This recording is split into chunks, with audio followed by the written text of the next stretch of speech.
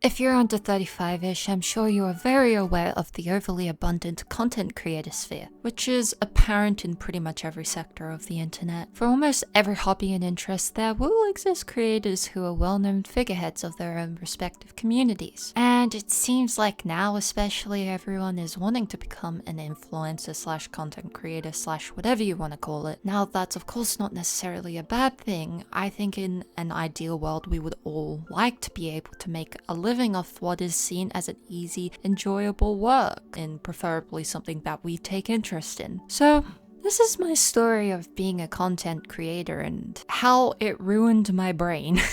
Or rather, its lasting effects on my brain. Would you believe me if I said that I've been some form of content creator for the majority of my life? I am now nearly 22 years old and I began making YouTube videos at around the age of 8. I had a YouTube channel where I would upload videos of me playing with my Bratz dolls and doing little stories like that. I never showed my face, but I also put on this interesting American accent because for some context, I'm on the autism spectrum and I just did that. I just thought, I had this obsession with American people. I don't know why, I just did. I didn't really gain any sort of audience. At least I hope not, because I don't know who those videos would appeal to. It was primarily just for myself. I never really had a goal of gaining subscribers. It is not something I remember. I just remember having fun, uploading the videos, watching them back like 50 times, and repeating the process. Then when I was a bit older, I used to use this app called VideoStar. This was when I was about 10 to 11-ish. I stopped at 12, I'm pretty sure. And on VideoStar, you'd make like homemade music videos, and like my parents bought me this green sheet of material that I would use as a green screen. And like, I'd just also make play pretend videos with my brother, just, typical kid stuff. So clearly I've always been drawn to recording myself and making videos and sharing it with people. It's just always something that I've gravitated towards. So naturally, as I grew older, it's always been something in my mind. It's never really been a question of,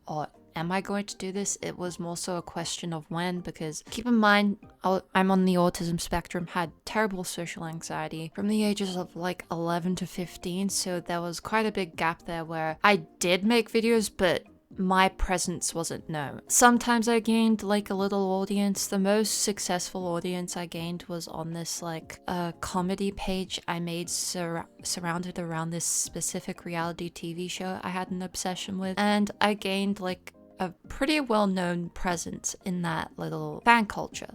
And this is where things started going downhill.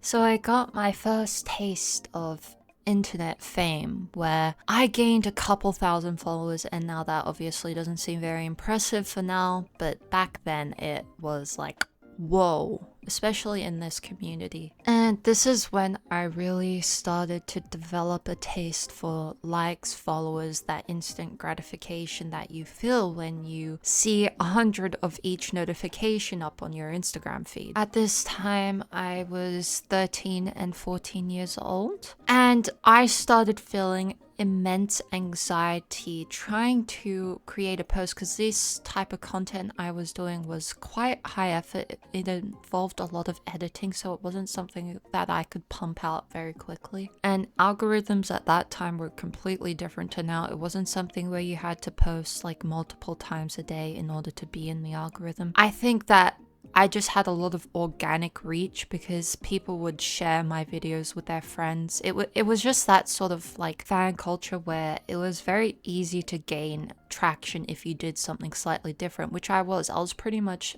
the only type of page in that niche. So I was something different and I gained a following, and I was struggling with really bad anxiety at this time, just general anxiety. And of course that transferred into this as well, where I would stress out. Like if I didn't have the ideas in my head, I wasn't able to make like these due dates that I've set in my mind. Like I need to make a weekly post or I'm gonna lose all my followers and people are gonna unfollow me, blah blah blah. And if I saw that a post didn't do as well as my previous one, like if it didn't get a certain amount of interactions within the first hour or so. Like if it was under 10 comments or something like that, I'd feel embarrassed and just delete the post. So it was a very stressful thing for me, and that's actually what led me to stopping posting on that account, which was a very difficult thing in itself, because for me, like when I've put that much effort into something, just abandoning it is very hard, and it's something I've done multiple times now, as I will say after this. That's sort of my coping mechanism, is when things become too much, I just disappear and no one knows what happened. Same thing happened in year 7 when I just stopped going to school. I never came back and no one knew what happened to me, and I never reached out to anyone. So my next content creator venture was when I was at around 17 years old. I made this meme page, and this was my most successful page at the time, so I'd gotten more success than success in terms of like metrics, like followers, whatever. And this was a meme page where basically I just steal people's content and repost it, you know, the nature of meme pages. At the beginning, I liked it. I was gaining a lot of followers really quickly, but I got shadow banned a couple times, and of course I had a meltdown about that, and I'd just obsess. I'd constantly check like the statistics of each post to see if I was getting impressions from the explore page. And I don't think it's possible to understand how much depression I felt. I felt that I was shadow banned. And this sounds so pathetic because it is, but at this point in my life, autistic, homeschooled, no friends, didn't leave the house. This was all I had in terms of social validation. I'd never received it from my peers before, and this was the one point in my life where I was finally liked by people. People treated me like I actually meant something instead of just being a tool to be used. Because growing up as a child, I was never well liked by my peers. Firstly, because I was obese and not the prettiest girl. And I was just autistic and didn't understand social cues and didn't know how to interact with people correctly. But I was very talented at art and I was a good athlete, so people would always pick me to go onto their sports team. But then, like in social situations, if I was getting picked on, no one would ever have my back. So I always felt very alone, and I always preferred to just stay at home. Like I never wanted to invite people over to my house because I just didn't know how to deal with that interaction, right? So I feel like my entire life, peers my own age only liked me if I had something useful to offer them, rather than just like my personality and wanting to be around me, right? And that only changed when I became more conventionally attractive, lost all the weight, which is a whole other story for another time. But I'm saying this to try to show you the huge effect that this Instagram page, which seems so insignificant to everyone else, it was like my entire world. It was my only form of social interaction outside of my immediate family. So the thought of it being taken away from me, and one time when I got the dreaded message of your account may be disabled, I had a complete breakdown over it. I'm like, oh my god, what am I gonna do? I don't know what to do. What can I do? And I did the insane decision of just actually disabling it myself, because I didn't want that power taken away from me of Instagram making the decision to disable my account. I wanted to make that decision myself. And let me tell you, those couple days were honestly so agonizingly terrible, because I felt like my entire purpose in life had been stripped away from me, and that there was no point in continuing to this sounds so dumb and Gen Z, but please try and consider the circumstances. I didn't have a very nice, cushy home life. I have a very severely disabled brother as well. So there was just a lot of upset in my day-to-day life, right? There's just so much sad things happening in my day-to-day life in terms of family members always being sick. And now this was like one source of happiness for me that was just taken away from me. Even though I made that decision myself, but I felt like this impending sense of doom, right? So I was kind of like in this almost manic state where I like made the impulsive decision to like I just came out of nowhere saying to my parents, okay, I want to stream now. I'm gonna be like a artist, content creator person. I'm gonna be posting my art online because, you know, I didn't want to be stealing content from other people anymore. I wanted to, because at the end of that, I started feeling also, I guess, a huge sense of imposter syndrome where I was gaining all this attention, and to this day, I still have people like saying, oh, did you run this meme page? I love that meme page. You have no idea. It changed my life. It's crazy to hear people say that when, to me, all I was doing was just taking posts I like and reposting it. It felt very empty, I guess. It wasn't entirely fulfilling, but it provided a lot of instant gratification through all the likes, comments. At the end of like that account, I had like 14,000 posts and I only had that account for like 2 years. And I ran 2 accounts as well, so I had like 1,000 something on the other one, and then that one had, yeah, that gives you an idea of the kind of addiction I had to posting, which I like to call my debilitating shitposting addiction. And I actually made a video on it on my other channel, but I find it cringy to watch because as I've gotten better at like replicating socially normal ways of presenting myself, I find watching myself like even from 1 to 2 years ago like really cringy because I just have these really abnormal mannerisms that I hate to watch. But yeah, that's neither here nor there. So once again, did the same thing where I wanted to make a new account this time, something that actually meant something to me. Though I still craved, because with my meme page, I don't know, with meme pages, it's like, depending on the owner of each meme page, they sort of gain like this weird cult following where you're almost worshipped in this really weird way. And at the time, it was something that like gave me a lot of like gratification, like it made me feel really good, but then also really uncomfortable at the same time. It was such a weird mixture of emotions. Like one particular instance that I recall was like, I just out of curiosity, I never checked the comments on my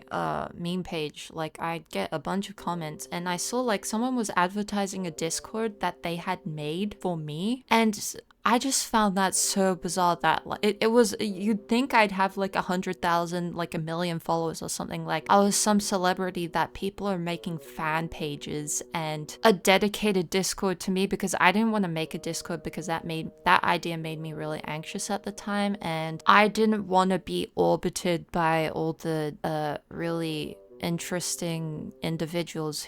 But yeah, that was just one thing that stuck out to me, as well as just the really weird random one-off accounts where honestly there's a bunch of stories from this period in my life. It's so pathetic how much it impacted me, but keep in mind my world was really small, and that's probably something that people who have suffered from debilitating anxiety can relate to. Your world is really small. You don't have friends that you can hang out with. You don't go to school. You just stay in your home, and that's all you have really. So with this new account, I decided I wanted to start streaming, which was very challenging at the start, but I came to really enjoy it until, of course, I became fixated on the numbers. So if I ever saw that my viewer count was dipping below a certain number that I had set in my mind that I had to achieve by a certain date, I just feel so bad and disappointed in myself that I no longer enjoyed streaming anymore. I was purely just trying to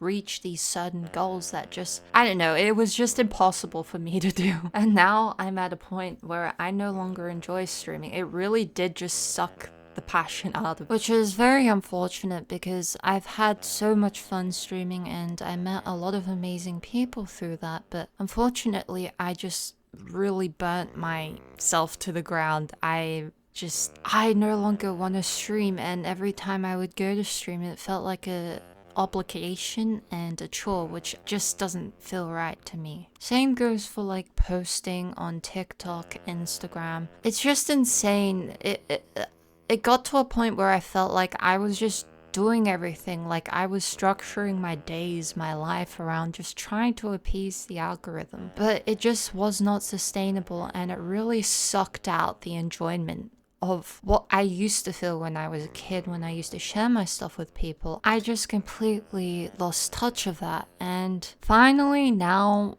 after like years and years of this obsession and addiction, I would go as far as calling it, to that social media gratification, that I finally found, I feel like, a healthy way to engage with social media without being so far in it where it's my entire world. No longer do I structure my days around streaming, posting. I try not to stress myself out if I don't post by certain days and certain times, because it's just, I no longer felt happy, and social media, posting on it, being a content creator, was a huge source of anxiety and upset for me. And there was no quick way that I learned this. There wasn't just a day I decided to stop. It's been a gradual process of, unfortunately, I stopped streaming because I just don't enjoy it anymore. Now, I'm not saying I'll never stream again, but it's just not something that at the start, I was like wanting to be a full-time streamer. I wanted to be able to stream like every day, but it was so draining for me because I'm just not a social person. No matter how good I get at socializing, I'll never enjoy it. I'm now someone who only enjoys low maintenance friendships where we're not in each other's pocket and we can just talk to each other like on occasion and just still be good friends. Like, that's just how I am now. And same thing with my social media presence. I still haven't managed to like take an extended break out of like that deeply ingrained fear of mine that my accounts will like lose a lot of followers and engagement, because that is still such a huge fear of mine. But if you notice on this YouTube channel, I don't really post consistently. I try and make it a rule to myself to only post when I want to post, and I'm trying to do this for myself because making these videos is something I genuinely enjoy, because that's just how I've been since I was a kid. Ever since I was exposed to this, I've always just like sharing my thoughts with people and my creations. And I no longer envy streamers or YouTubers who are able to make it their full-time jobs, because I no longer really see the glamorous side of it. I just see the immense pressure that they face. And I see so many people say how easy it is to be a YouTuber. I think that's just such a huge understatement, because they then go and compare it to highly dangerous jobs where your life is in danger. Like, of course, like in that regard, it is nothing compared because you're working out of your own home, you know, you run it yourself, but there is so much nuance to that. And I think a fair comparison to this argument is like, for instance, if I said, oh yeah, you know, I'm really sad my mom died, I feel really down about it. And then the person in response says, oh yeah, well, there's children who are starving and people are getting blown up, boohoo, you live in a first world country, you don't get to be sad. And my point is that it's relative to the individual. If the worst thing you've experienced in your life is, say, when you were 5, someone stole your favorite toy from you, and that is all you know. To you, that is the absolute end of the world. Whereas someone else's whole family died in a car wreck, that is what they know. And obviously, in comparison to that, their toy getting stolen is nothing. But then the other person can't even comprehend that. And still, to them, losing their favorite toy is the biggest pain in the world. Might just be projecting, but I see certain streamers who like stream for like freaking 13 hours a day, and I can't help but notice that their eyes just look like all the life has been sucked out of them. And they pretty much just stare blankly at the stream for like hours, occasionally reacting to certain things. And I just no longer envy that, and I no longer want that for myself. I remember like seeing this lady who had 100-something concurrent viewers on Twitch who said that she dropped out of her psychology degree to pursue a streaming career, and she was like nearly done with it. And I just can no longer comprehend that. I used to envy her for being able to do that, but now I think I'd drive myself insane if all I had was streaming for multiple hours a day and I had nothing to separate myself from the internet anymore. Now, this is no hate to the people that do that. If you love it, I'm very happy for you, because it is by no means easy. And just because it's not easy doesn't mean there aren't any other jobs that are harder than it. I'm not saying that multiple jobs can be hard and easy at the same time. It's not so black and white like people say it is. But there's no way in heck I'd ever drop out of my university course because it's something that intellectually challenges me. And along the way I found my partner, and he is something that I need to dedicate a lot of time and energy to because he's my first in-person relationship and we're getting married this year actually.